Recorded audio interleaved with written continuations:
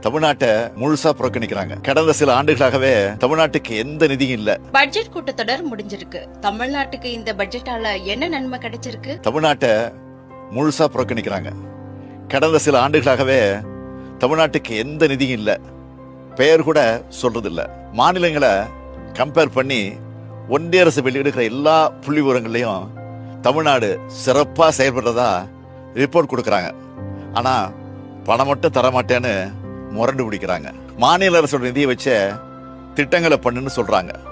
மாநில அரசோட நிதியை வச்சு நாம பல திட்டங்களை செஞ்சுட்டு இருந்தாலும் ஒன்றிய அரசோட நிதி பங்களிப்பு கிடைச்சாதானே இன்னும் சிறப்பா செயல்பட முடியும். நம்ம பசங்க படிக்கிறதுக்கான நிதியை கூட கொடுக்க மாட்டாங்கன்னா என்ன அர்த்தம்? ஏற்கனவே கொடுத்துட்டு இருந்த நிதியையும் கொடுக்காம நிறுத்தினா என்ன பண்றது?